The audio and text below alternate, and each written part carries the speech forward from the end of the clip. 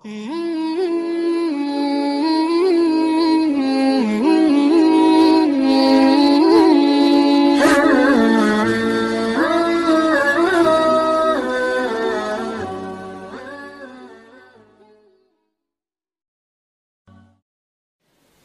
imajinasikan suasana ketika Ramadan turun Al-Quran. Supaya kita tahu bulan Ramadan ini bulan yang di langit itu sibuk banget loh.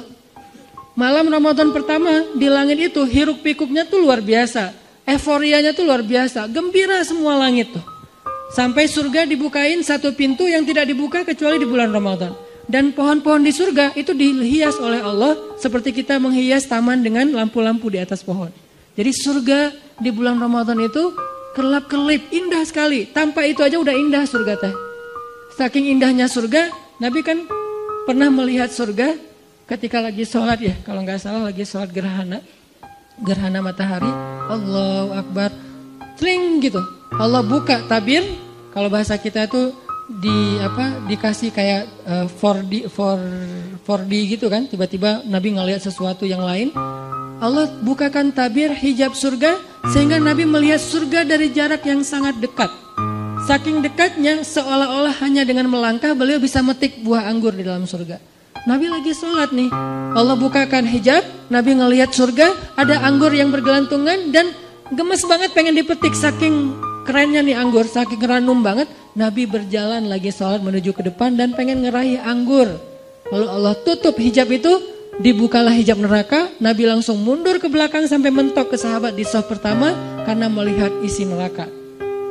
Ini artinya surga nggak dihias saja tuh udah keren. Nggak dihias saja Allah sampai mengatakan bahasa-bahasa tentang surga itu di dalamnya lu'lu, marjan, segala macam. Di dalamnya ada banyak perhiasan-perhiasan. Belum lagi nanti bahasanya mudhammatan. Ada jenis surga yang hijau tua. Surga hijau tua maksudnya apa? Surga yang lebat dengan pohon-pohonnya. Ini berarti surga kayak Amazon kalau di dunia. Hutannya lebat banget dan itu buat anak-anak yang anak-anak gunung lah ya. Yang senang-senang gunung tuh ada mudhammatan ayatnya. Saya lagi nyari-nyari surga yang ada ombaknya yang mana gitu. Yang ada mudham. Kenapa surga identik dengan gunung, kebun, rumah, pasangan? Yang pasti pasangan itu yang penting sih. Karena ada kebun, gunung, segala macam sendiri agak-agak garing juga ya. Dan insya Allah di surga itu gak ada jomblo, tetap hashtag. Mudhammatan. Jadi anak-anak wanadri ini coba baca Ar-Rahman dan coba bedah lagi ayat mudhammatan. Surganya hijau tua. Kenapa hijau tua? Saking lebatnya hutan di dalam surga. Kayak gimana jenis pohon di dalam surga? Satu pohonnya kita berjalan di bawahnya 100 tahun, itu belum keluar dari naungan dahan-dahannya. Kan di daerah Taman Sari gitu kan, ada pohon-pohon yang kebun binatang yang gede banget ya, melintasi jalan. Itu baru di dunia aja udah kayak gitu pohon, gimana di surga. Sehingga kalau kita berjalan di bawahnya 100 tahun, naik onta nih 100 tahun, belum keluar dari dahan atau naungan keteduhan satu pohon doang. Makanya disebut mudhammatan, hijau tua, lebat banget. Siapa yang ada di sana? Itu tempat spot buat berburu. Karena salah satu hobi nanti penghuni surga, terutama yang cowok-cowok berburu. Cewek-cewek nemenin cowoknya berburu. Berburu, kita udah, dan berburunya udah jago, bukan meleset-meleset wae ya. Jadi gak seru juga kan, meleset akhirnya stres. Kenapa? Gak dapat buruan. Masa di surga stres gitu? Pastilah. Nanti kalau yang tadi main air pasti udah jadi tiba-tiba jadi kayak Kelly Slater gitu, tiba-tiba jadi main di barrel gitu, udah jago pro surfer gitu. Karena di sana tuh udah nggak ada lagi yang setengah-setengah, semuanya jadi pro. La khaufun alaihim wala nas. Gambaran emosional perasaan manusia di dalam surga, la khaufun alaihim wala hum yahzanun. Nggak ada lagi rasa takut, khawatir, dan nggak ada lagi rasa kecewa atau sedih. Terus gambaran rumah dalam surga, rumah yang tidak ada teriakan di dalamnya dan tidak ada ucapan-ucapan tercela. Itu rumah surga. Sakinah mawadahnya surga itu nggak ada teriakan, nggak ada ucapan tercela. Setiap hari yang kita dengar dari pasangan kita, kalimat yang indah. Pasangan kita nggak mungkin ngecewain kita di surga. Kalau di dunia kadang manyun, wajar lah ya. Kadang salah ngomong, wajar manusia. Tapi di surga nggak ada yang kayak gitu. Semuanya nikmat. Dan malam Ramadan, surga yang indah itu Allah hias. Jadi kita bayangkan, kita imajinasikan. Kenapa Nabi ngomong sedetail ini? Supaya kita berimajinasi tentang keadaan Ramadan. Sampai yang saya pernah cerita, Nabi pernah Allah perlihatkan surga dalam mimpi kan?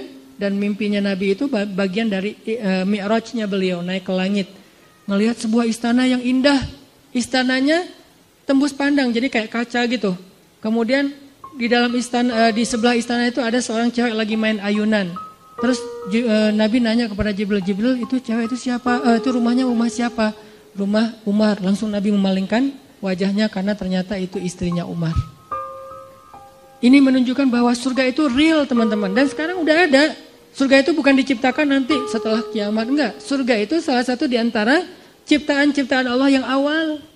Jadi awalun juga tuh surga, neraka, al-qalam yang kayak gitu-gitu tuh awalun loh. Yang awal-awal diciptakan. Jadi surga sekarang udah ada. Cuman beda dimensi sama kita. Kalau Allah berkehendak, kita hanya perlu waktu beberapa detik untuk sampai ke sana. Kayak Nabi berisra dan mi'raj. Beda dimensi dengan kita. Jadi suasananya udah ada, nyanyian surganya udah ada. Yang isi dari lirik nyanyiannya apa? Salaman salam, salaman salam. Semua nyanyiannya kalimatnya adalah keselamatan, baik. Nggak ada kalimat-kalimat yang jelek di dalamnya. Ini artinya Ramadan adalah bulan yang sangat istimewa di sisi Allah. Sehingga kita hayati itu teman-teman. Itu yang kedua. Yang ketiga yang ada 4 yang kita cari dalam traveling. Yang ketiga adalah bangun mood. Karena kalau kita traveling gak ngejaga mood, itu biasanya juga tadi garing kan. Walaupun tempatnya keren, fasilitasnya bagus, itinerary-nya udah lengkap banget. Tapi karena kita nggak mood, kenapa nggak mood? Bisa jadi tadi sakit hati, baper, bete, ada haters di followers kita, ada yang komen negatif ke kita di akun. Sesuatu yang simple banget tapi bisa bikin mood kita hilang. Kan nggak nyaman lagi ya perjalanan.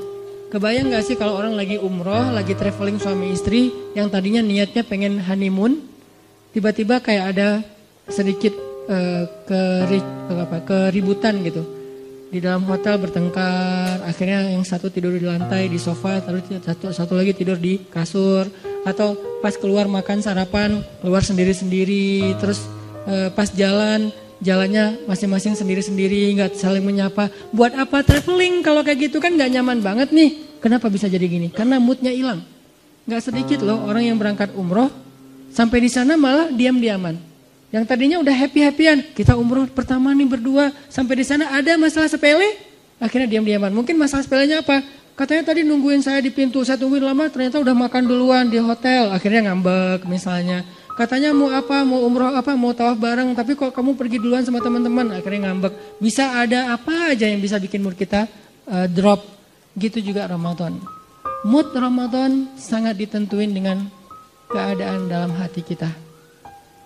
Gimana supaya hati kita selalu mood imannya baik buat ibadah-ibadah Ramadan? Banyak istighfar teman-teman.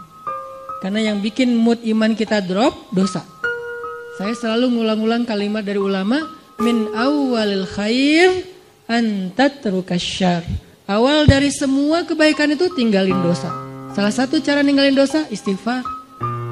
Sehingga kalau kita membiasakan istighfar, insya Allah mood kita tuh naik lagi tuh. Istighfar tuh kayak charging. Jadi makin sering kita istighfar, makin naik persentase mood kita. Sehingga ketika puncaknya mood kita lagi ngejos banget, itu semua ibadah tuh ringan loh. Sholat 1 juz ringan, malah dianggap kok 1 juz sih, bukan 10 juz sih. Pas 10 juz kok 10 juz sih nggak khatam sekalian, wah ngeri nih.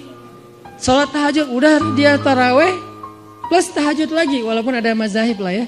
Dia tahajud lagi di rumah. Kalau tadi kenapa tahajud lagi? Soalnya tadi kan tarawihnya crowd. Saya pengen tahajud berdua. Boleh nggak gandengan? Allah. Gak boleh. Rasul juga yang paling romantis nggak gitu-gitu amat gitu kan ya. Oh ya udah deketan aja deh. Jangan jauh-jauh tuh. Deketan lagi. Kenapa sih harus deketan? Soalnya kalau kamu jauh hafalan saya suka lupa. Udah deketan tetap lupa. Jadi semangat banget gitu.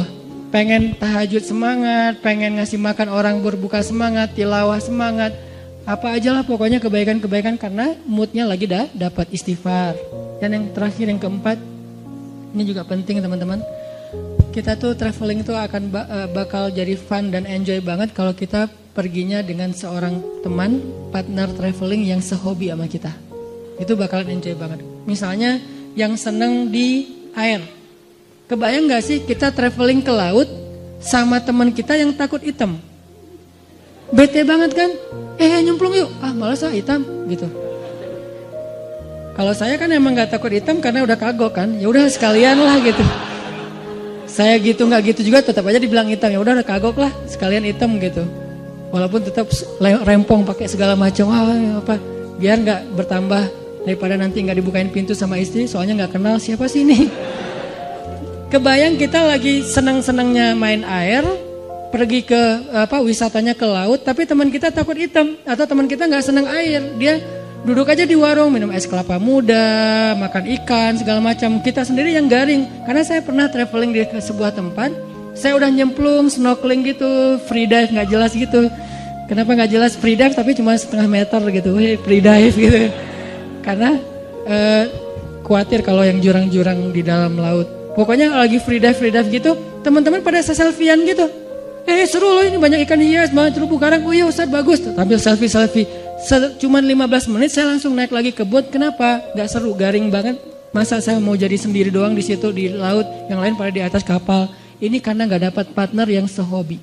Sama kayak kita yang senang gunung, ngajak orang yang malas banget ke gunung. Kedinginan, banyak nyamuk, belum lagi nanti jurik segala macam, khawatir.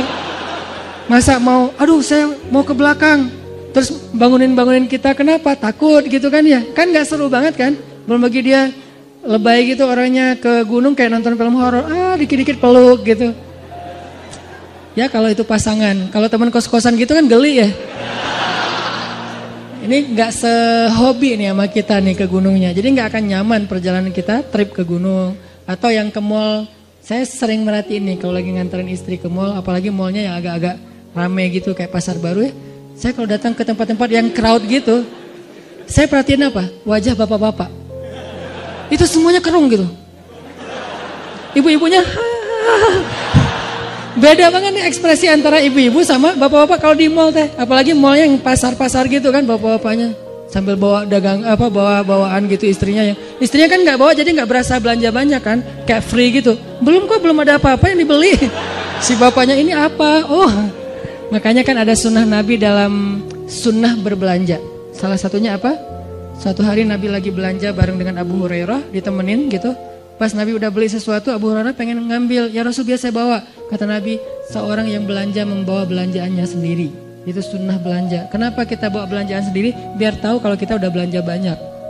Kalau yang bawanya supir, suami atau siapa gitu, kita nggak tahu. Makanya belanja bawaan sendiri. Udah banyak akhirnya males gitu kan. Atau naruh dulu di bagasi mobil balik lagi. Tetap aja. Itu wajah bapak-bapak tuh rata-rata tuh bete banget loh. Kalau di tempat-tempat crowd gitu ya. Semuanya pada bete. Kalau seandainya mereka bisa memilih. Cuman gak dikasih pilihan sama istrinya. Seandainya bisa memilih pasti mereka mau mojok di mana gitu ngopi. Kalau udah dikasih kopi langsung cenghar lagi kan ya. Wah kopi nih. Makanya kalau partner traveling kita nggak sehobi itu nggak bakalan enjoy, pasti nggak nyaman banget. Sebentar udah langsung pengen cus. Kenapa? Udah kelihatan ada wajah-wajah bete nih. Mudah-mudahan kita cari partner Ramadan kita. Siapa yang rajin tilawah? Almar'u ala dini khalilih. Seseorang itu tergantung siapa teman dekatnya. Jadi kalau partner traveling Ramadan kita senang tilawah, kita ke bawah. Senang tahajud, kita ke bawah. Senang sedekah, kita ke bawah. Senang kebaikan-kebaikan, kita ke bawah. Cari partner traveling yang bisa bikin Ramadan kita lebih semangat, lebih lebih nyaman gitu. Dan mudah-mudahan di akhir Ramadan nanti ada satu kesempatan 10 malam terakhir. Itu kalau saya analogiin dengan traveling teman-teman. Biasanya pas kita traveling kalau dengan pasangan tuh selalu hari terakhir itu kita nggak barengan. Hari pertama barengan, kedua barengan, terus aja barengan, pegangan tangan kemana-mana nggak bisa lepas gitu. Giliran hari terakhir pasti nggak barengan. Kenapa? Karena masing-masing ngejar target. Nyari oleh-oleh yang belum dapat. Si ibunya nyari oleh-oleh buat teman-temannya, si yang cowoknya juga nyari oleh-oleh buat teman-temannya. Jadi semuanya mencar. Hari terakhir biasanya mencar tuh. Masing-masing rampung sendiri-sendiri. Udah kita nanti ketemuan di sini ya, meeting pointnya. Udah jalan sendiri-sendiri. Itu analogi sederhana berlaku juga di Ramadan.